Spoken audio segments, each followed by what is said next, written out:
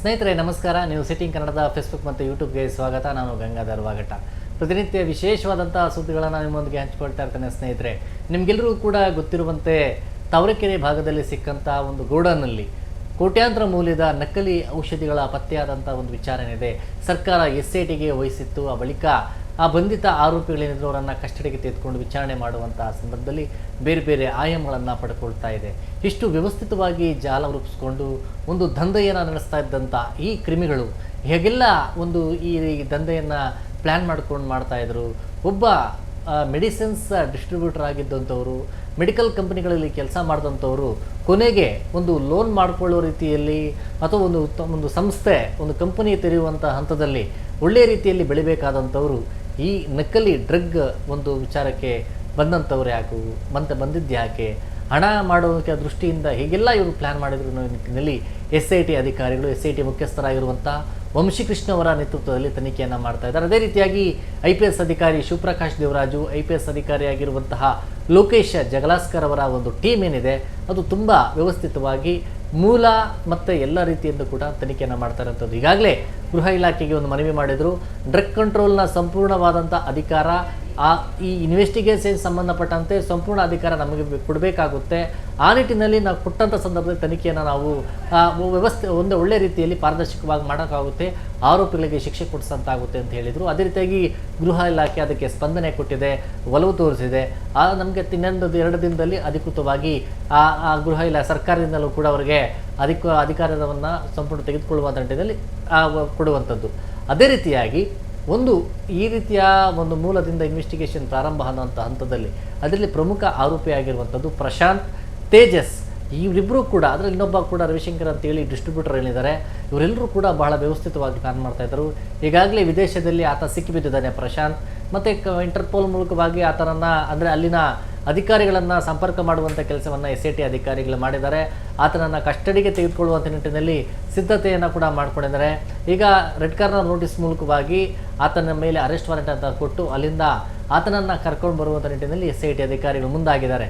ಈಗಾಗಲೇ ಆತನ ಪಾಸ್ಪೋರ್ಟನ್ನು ಈಗ ವಶಕ್ಕೆ ಪಡ್ಕೊಂಡಿರುವಂಥ ಅಧಿಕಾರಿಗಳು ಅಲ್ಲಿ ಆತನನ್ನು ವಿಚಾರಣೆ ಮಾಡ್ತಿದ್ದಾರೆ. ಅಲ್ಲಿ ಮೆಡಿಸಿನ್ಸ್ ಕಳ್ಳ ಸಾಗಾಣಿಕೆ ವಿಚಾರದಲ್ಲೇ ಆತ ಅಲ್ಲಿ ಸಿಕ್ಕಿಬಿದ್ದಿರುವಂಥದ್ದು. ಈ ಮೂಲಕವಾಗಿ ಮತ್ತೊಂದು ಕಡೆ ಈಗ SIT ಅಧಿಕಾರಿಗಳು ಬೇರೆ ಬೇರೆ ರೀತಿಯಲ್ಲಿ ಇನ್ವೆಸ್ಟಿಗೇಷನ್ ನಡೆಸ್ತಾ ಇದ್ದಾರೆ.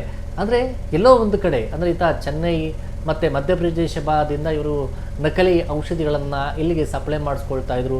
ಯಾರಿಗೂ ಕೂಡ ಅನುಮಾನ ಬರದ ರೀತಿಯಲ್ಲಿ ಈ ಮೆಡಿಸಿನ್ಸ್ ಸಿರೆಂಜ್ ಮೂಲಕವಾಗಿ ಎಲ್ಲವನ್ನು ಖಾಲಿ ಮಾಡಿ ಮತ್ತು ಅದಕ್ಕೆ ತುಂಬಿಸುವಂಥದ್ದು, ಲೇಬಲ್ಗಳನ್ನು ಚೇಂಜ್ ಮಾಡುವಂಥದ್ದು, ಬಾರ್ಕೋಡ್ಗಳನ್ನು ಹಾಕುವಂಥದ್ದು. ನಿಮಗೆ ಸ್ಕ್ಯಾನ್ ಮಾಡಿದ್ರೆ ಇದು ಒರಿಜಿನಲ್ ಅನ್ನೋ ರೀತಿಯಲ್ಲಿ ಒಂದು ಚೂರ ಈಗಲೂ ಅಧಿಕಾರಿಗಳು ಕೆಲವೊಂದು ಸೀಸ್ ಮಾಡೋದು ಮೆಡಿಸಿನ್ಸ್ನ ಚೆಕ್ ಮಾಡ್ತಾ ಇದ್ದಾರೆ. ಇದು ನಿಜಕ್ಕೂ ಕೂಡ ಅದು ಫೇಕ್ ಅನ್ನೋ ಥರನೇ ಒಂದು ಅನಿಸೋದಿಲ್ಲ. ಅಷ್ಟು ಒಂದು ಒರಿಜಿನಾಲಿಟಿಯಾಗಿ ಒಂದು ಔಷಧಿಗಳನ್ನು ಮಾಡ್ತಾಯಿದ್ರು. ಬೆಂಗಳೂರಿನ ಚಿಕ್ಕಪೇಟೆ ಆಗಿರ್ಬೋದು ಮತ್ತು ಸಾಕಷ್ಟು ಜಾಗಗಳ ಮೆಡಿಕಲ್ ಸ್ಟೋರ್ಗಳಿಗೆ ಸಪ್ಲೈ ಮಾಡ್ತಾಯಿದ್ರು. ಇದು ಈ ವ್ಯವಸ್ಥಿತವಾದ ಜಾಲದಲ್ಲಿ ಬಹುತೇಕ ಈಗ ಟೋಟಲ್ 5 ಜನರನ್ನು ಅರೆಸ್ಟ್ ಮಾಡಲಾಗಿತ್ತು. ಈಗ ಇನ್ನೂ ಪ್ರಶಾಂತ್ ಅವನು ಕಿಂಗ್ ಪಿನ್ ಅನ್ನು ಸಿಗಬೇಕಾಗಿದೆ. ಅದು ಹೊರತುಪಡಿಸಿ ಮತ್ತೆ 6 ಮಂದಿಯನ್ನು ಈ SIT ಅಧಿಕಾರಿಗಳು ಗುರುತುವನ್ನು ಪತ್ತೆ ಮಾಡಿದ್ದಾರೆ. ಇವರೆಲ್ಲರೂ ಕೂಡ ಇದರಲ್ಲಿ ಗ್ಯಾಂಗಲ್ಲಿ ಇದ್ದುಕೊಂಡು ಈ ದಂಧೆಗೆ ಸಹಕಾರ ಕೊಟ್ಕೊಂಡು ಈ ಫೇಕ್ ಮೆಡಿಸಿನ್ಸನ್ನು ಮೆಡಿಕಲ್ ಸ್ಟೋರ್ಗಳಿಗೆ ಸಪ್ಲೈ ಮಾಡುವಂಥ ಕೆಲಸವನ್ನು ಮಾಡ್ತಾಯಿದ್ರು. ಆದರೆ ಈ ಒರಿಜಿನಲನ್ನು ಕೆಲವೊಂದಿಷ್ಟು ಬೇರೆ ಕಡೆ ಸಪ್ಲೈ ಮಾಡಿಕೊಂಡು ತುಂಬ ಕಾಸ್ಟ್ಲಿ ಆದಂತಹ ಮೆಡಿಸಿನ್ಸ್ ಅಂತೇಳಿ ಅದಕ್ಕೆ ಫೇಕ್ ಮೆಡಿಸಿನ್ಸನ್ನು ಇವರು ತುಂಬುವಂಥ ಕೆಲಸ ಮಾಡ್ತಾಯಿದ್ರು. ನಕಲಿ ಕಡಿಮೆ ಕ್ವಾಲಿಟಿ ಒಂದು ಡ್ರಗ್ಸನ್ನು ಅದರಲ್ಲಿ ಅವರು ಫಿಲ್ ಮಾಡಿ ಆನಂತರ ಅದನ್ನು ಸ್ಟ್ರಾಂಗ್ ಮೆಡಿಸನ್ ಅನ್ನೋ ರೀತಿಯಲ್ಲಿ ಅದನ್ನು ಬಿಂಬಿಸುವಂಥ ಕೆಲಸ ಮಾಡ್ತಾಯಿದ್ರು. ಈ ಮೂಲಕವಾಗಿ ಯಥೇಚ್ಛವಾಗಿ ಇವರಿಗೆ ಹಣ ಬರೋಕ್ಕೆ ಪ್ರಾರಂಭ ಆಯಿತು. ಆ ನಂತರದಲ್ಲಿ ಕಳೆದ 1 ವರ್ಷದಿಂದ ಇವರು ಏನು ನಡೆಸ್ಕೊಂಡು ಬರ್ತಾಯಿದ್ರು, ಇದಕ್ಕೆ ಇವರಿಗೆ ಯಾವುದೇ ರೀತಿಯ ಅಡೆತಡೆಗಳಿಲ್ಲದ ರೀತಿಯಲ್ಲಿ ನಡೆಸ್ಕೊಂಡು ಹೋಗ್ತಾಯಿದ್ರು.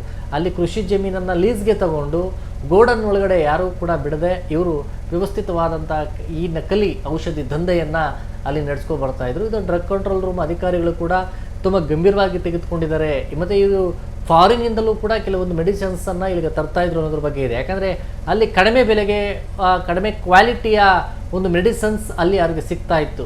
ಅಲ್ಲಿಂದ ಇವರು ಇಲ್ಲಿಗೆ ಸಪ್ಲೈ ಮಾಡುವಂಥದ್ದು ಅಂತ ಆಗಿರ್ಬೋದು. ಆದರೆ ಇಲ್ಲಿ ಕೆಲವು ತೇಜಸ್ ಅಂತ ಏನಿದ್ದಾನೆ ಆತ ಇಲ್ಲಿ ಮೇಂಟೆನೆನ್ಸನ್ನು ಮಾಡ್ತಾ ಇದ್ದ. ಮತ್ತು ಇನ್ನೊಬ್ಬ ಡಿಸ್ಟ್ರಿಬ್ಯೂಟರ್ಗಳಂತ ಕೆಲವರು ಏನಿದ್ರು, ಕೆಲ ಬೆಂಗಳೂರಲ್ಲಾಗಿರ್ಬೋದು ಹೊರ ರಾಜ್ಯಗಳ ಕೆಲ ಡಿಸ್ಟ್ರಿಬ್ಯೂಟರ್ಸು ಕೂಡ ಇವರ ಸಂಪರ್ಕದಲ್ಲಿದ್ದುಕೊಂಡು ಇವರು ಅಲ್ಲಿನ ಆಸ್ಪತ್ರೆಗಳು ಮತ್ತು ಅಲ್ಲಿನ ಮೆಡಿಕಲ್ ಸ್ಟೋರ್ಗಳಿಗೆ ದಿಕ್ಕು ತಪ್ಪಿಸಿ, ಅಂದರೆ ಅದನ್ನು ಬೇರೆ ರೀತಿಯಾಗಿ ಇಲ್ಲ ಇದು ಒಳ್ಳೆ ಮೆಡಿಸಿನ್ಸ್ ಅಂತೇಳಿ ಅಲ್ಲಿಗೂ ಕೂಡ ಇವರು ಸಪ್ಲೈ ಮಾಡ್ತಾಯಿದ್ರು ಅನ್ನೋದ್ರ ಬಗ್ಗೆ ಮಾಹಿತಿ ಇದೆ. ಹೀಗಾಗಿ ಬೇರೆ ಬೇರೆ ಆಸ್ಪತ್ರೆಗಳು ಮೆಡಿಕಲ್ಗಳೇನಿತ್ತು ಅಲ್ಲಿಗೆ ಯಾವ್ಯಾವ ಇದ್ದಾವೆ, ಎಲ್ಲಿಗೆ ಸಪ್ಲೈ ಮಾಡಿದ್ದಾರೆ, ಇನ್ನೂ ಕೆಲ ಡಿಸ್ಟ್ರಿಬ್ಯೂಟರ್ಗಳು ಅವರು ಸಿಗಬೇಕಾಗಿದೆ. ಈ ನಿಟ್ಟಿನಲ್ಲಿ ಈಗ ಆ ತನಿಖೆಯನ್ನು ನಡೆಸ್ತಾ ಇದ್ದಾರೆ. ಅವರೆಲ್ಲರೂ ಕೂಡ ಸಿಕ್ಕಂಥ ಬಳಿಕ ಈ ತನಿಖೆಗೆ ಒಂದು ಮಹತ್ವ ಸಿಕ್ಕಂತಾಗುತ್ತೆ. ಸದ್ಯಕ್ಕೆ ಈಗ ಈ ಪ್ರಮುಖ ಆರೋಪಿ ಪ್ರಶಾಂತ್ ಸಿಗಬೇಕಾಗಿರುವಂಥ ಪ್ರಶಾಂತ್ ಕರ್ಕೊಂಬಂದರೆ ಇಡೀ ಈ ಕೇಸ್ನ ಎಲ್ಲ ಒಂದು ಮಾಹಿತಿ ಹೊರಬೀಳುತ್ತೆ. ಯಾರ್ಯಾರು ಇದರಲ್ಲಿ ಶಾಮೀಲಾಗಿದ್ದಾರೆ, ಎಲ್ಲೆಲ್ಲಿ ಇವರು ಸಪ್ಲೈ ಮಾಡ್ತಾಯಿದ್ರು, ಹೇಗೆಲ್ಲ ಈ ದಂಧೆಯನ್ನು ನಡೆಸ್ತಾಯಿದ್ರು, ಆ ಮೂಲಕವಾಗಿ ಇವರು ಹೇಗೆ ಸೆಟ್ಲ್ ಆಗ್ತಾಯಿದ್ರು ಅನ್ನೋದ್ರ ಬಗ್ಗೆ ಮಾಹಿತಿ ಸಿಗಬೇಕಾಗಿದೆ ಸ್ನೇಹಿತರೆ. ಸದ್ಯಕ್ಕೆ ಈಗ SIT ಅಧಿಕಾರಿಗಳು ತನಿಖೆಯನ್ನು ಮುಂದುವರಿಸಿದ್ದಾರೆ. ತನಿಖೆಯ ನಂತರದಲ್ಲಿ ಅಂದರೆ ತನಿಖೆಯ ಭಾಗವಾಗಿ ಇನ್ವೆಸ್ಟಿಗೇಷನ್ ಸಿಗುವಂಥ ಮಾಹಿತಿಯನ್ನು ನಿಮ್ಮೊಂದಿಗೆ ಹಂಚ್ಕೊಳ್ತಾ ಇರ್ತೇನೆ ಸ್ನೇಹಿತರೆ. ಈ ಮಾಹಿತಿ ನಿಮ್ಗೆ ಇಷ್ಟವಾಗಿದ್ದಲ್ಲಿ ನ್ಯೂಸ್ 18 ಕನ್ನಡ ಫೇಸ್ಬುಕ್ ಮತ್ತು ಯೂಟ್ಯೂಬನ್ನು ಸಬ್ಸ್ಕ್ರೈಬ್ ಮಾಡಿ ಮತ್ತು ಶೇರ್ ಮಾಡಿ. ಧನ್ಯವಾದ. ನಿರ್ಭೀತ, ನಿಷ್ಪಕ್ಷಪಾತ, ವಿಶ್ವಾಸಾರ್ಹ ಸುದ್ದಿಗಳಿಗೆ ಹೆಸರಾಗಿರುವ ನ್ಯೂಸ್ 18 ಕನ್ನಡ ಈಗ ಆಪ್ನಲ್ಲೂ ಲಭ್ಯವಿದೆ. ದಯವಿಟ್ಟು ಇಲ್ಲಿರುವ QR ಕೋಡ್ನ ಸ್ಕ್ಯಾನ್ ಮಾಡಿಕೊಂಡು ಆಪ್ ಡೌನ್ಲೋಡ್ ಮಾಡೋದಕ್ಕೆ ಮರಿಬೇಡಿ. ನಿಮ್ಮ ಬೆಂಬಲ ಹೀಗೆ ಸದಾ ನಮ್ಮೊಂದಿಗಿರಲಿ. ಧನ್ಯವಾದ.